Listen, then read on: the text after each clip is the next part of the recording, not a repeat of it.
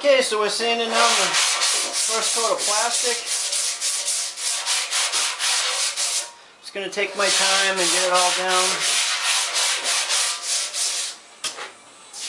I'll put another coat of mud on. I'll probably do it one more time. It seems to be coming out pretty good.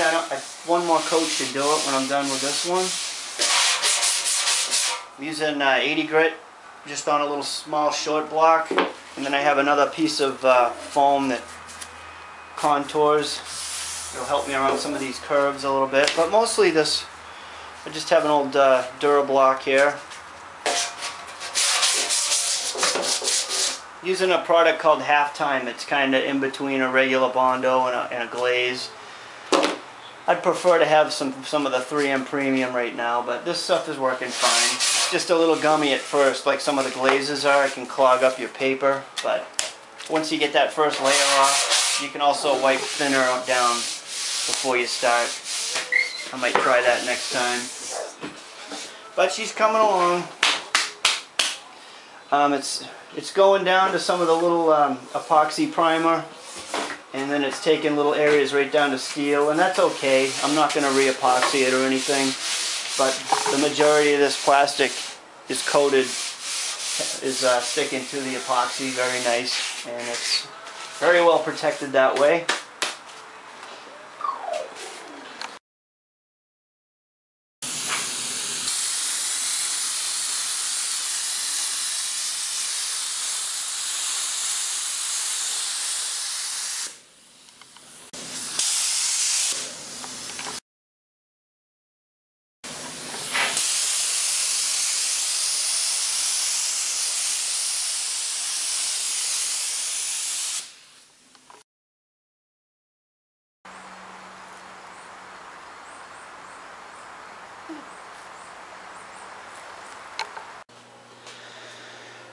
Okay, here's the bike tank and filler primer.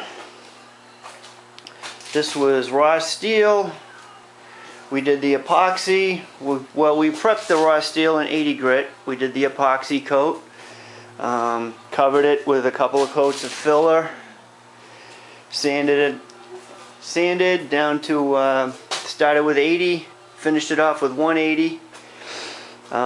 Hit the bare metal spots with etch primer. Just dusted those areas in, and there's 3 coats of filler primer. Now we're going to block. I'm going to do an initial block with this and 320 grit, and that'll let me know that it's relatively straight and where I want it, and then we'll finish that off with 400 grit, and then I'll probably wet sand it down to 600. And if there's no blow-throughs, we'll be ready for base coat, clear coat. If there is blow-throughs, we'll be priming again. Here we go. And I got the old tank now. We're going to recreate that. I'm going to go with the same pattern, but I think I can do a little better with the coloring than I did. I did that a few years back. It's actually one of the first tanks I did where I was comfortable enough to do it for someone else. He's very happy with it. He likes the colors, but I think I can do a little better job with the shading this time. And but what I'm going to do is base coat, clear coat this. I'll just put a couple coats of clear on. I'll let it set up for a few days, sand it, and then I'll mask out that pattern so I don't have any issues with tape sticking to base coat and any problems like that. And because I can definitely do a better shading job where the flame licks overlap. And I think I've learned a few things since I did this one. But it's time to start blocking. So this will be the initial 320 scratch. And I'm just going to go light over the whole thing, and you'll be able to see where any of the highs and lows are right off the bat. This type of primer kind of self-guide coats in a way. I could have taken a white or a silver base coat and over-reduced it, sprayed it on here as a guide coat, and that would have really showed me everything.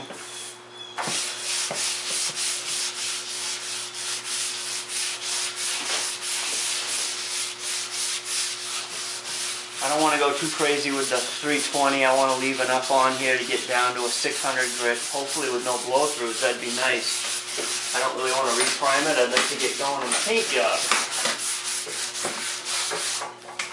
I like to use an old used scuff pad to keep the paper clean and just kind of wipe the dust off. That way I'm not blowing it off or anything. I don't see anything. If I still had a problem here, you'd see like a big change, you'd notice when there was something that wasn't really level yet, but I don't really see anything that's going to be a big problem. And I'm going to go around the sides, probably with something that contours a little better. And I got a little time to spend doing that. And then we'll take the 320 scratch out with 400 grit. And then after that, just 600 wet. I'll do a nice job. I'll squeegee it off and I'll check for any little pinholes or anything. But it looks like it's gonna, I'm hoping I can get this off in one shot. But if not, no big deal. I'm not in a hurry. And here it is, just about the way I want it with 320 grit. I did as much as I could with a block. Went off to this, something that contours a little more for these rounded areas. I stayed away from the edges with the block because you'd blow through into bare steel pretty quick. Now I'm just hitting little areas like this by hand, and I'll go underneath here and smooth that up. That's all rough under there anyways, it's not seen. And let's see, so the reason I'm doing this tank, by the way, is underneath here. Let me see if I can flip this over. Something got loose. I think on these a bolt here can get loose, and then this area rattles against the top of the engine, and it made a crack in there. And he had someone try and weld it, but it's almost impossible to get in there right, so it pretty much was a replace because of that. And I noticed on mine right here gets pretty close to the top of the engine, so next time I have my tank off, I'm going to grind off some of that because I don't need this happening, because I pretty much have the same tank on my bike. This goes to a 1200 Sporty. It's not a show bike, but this bike gets ridden. This gets ridden hard and it goes everywhere.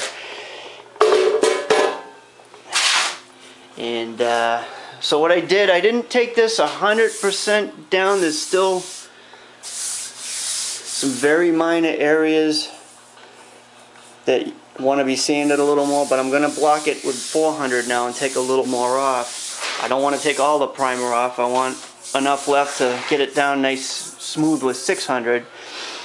So that's what I'm about to do next. Alright, so that's pretty much where we're at with the 320. At this point, it's as straight as it's going to get. 320 is the leveling grit at this stage. 400 is just a matter of taking out the 320 scratch, is really all that's doing. A little, but I will use a block, just a little less with the 400. You could almost, if you're really careful, you could do it by hand, especially on a rounded object like this. But I'll do the block on the majority of it with the 400. You could also use a DA with an interface pad at this point if you're really careful. And then we'll do the wet sanding. I did find one little spot here. There's one little pinhole type area. It's way down low. That's going to get what we call combi putty right there. I can get that smoothed out. You'll never see that. Everything up here seems to be right where I want it. I really know what's going on when I start wet sanding, because when the water's on here, if there's anything a little funky, that'll show. But it feels right the way it should. So here's some 400 grit. Pretty much just going to make the 320 scratch go away.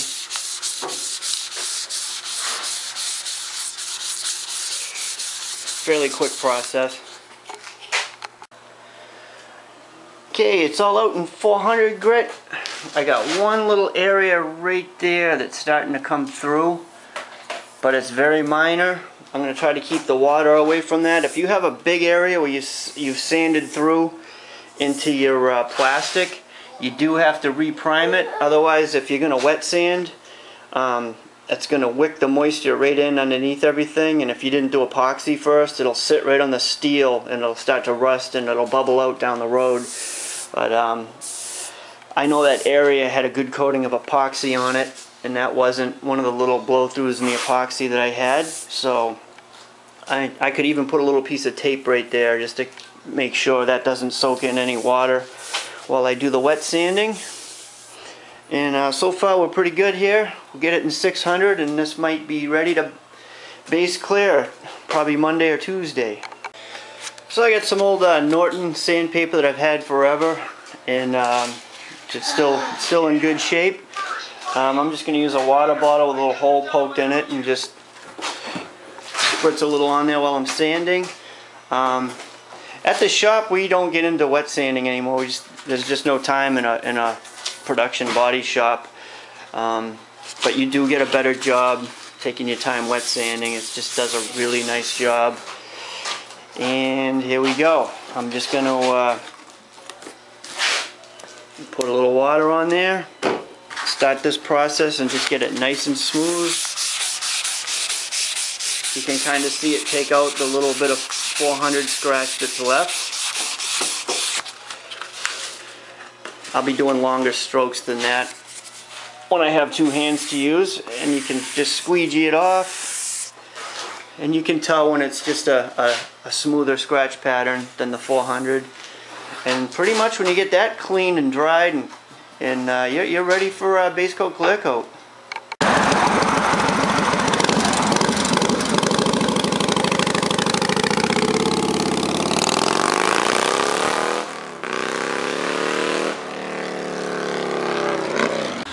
And that was a Harley intermission. Dad stopped by. I always like getting a shot of that thing tearing down the road.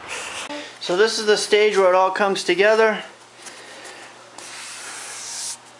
Now's when you squeegee it off, and while there's still a little dampness on the primer, now's when you can really come down at an angle and check, see if it's as straight as you want it. Now's the time to final check the body work. Nice and smooth. Alright, just gave it a rinse. And this is pretty much what it'll look like when it's clear coated. I'm pretty happy with it. I did leave that tape right there where that little bit was showing through.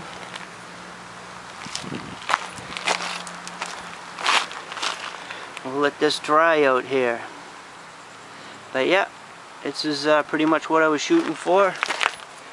Cool.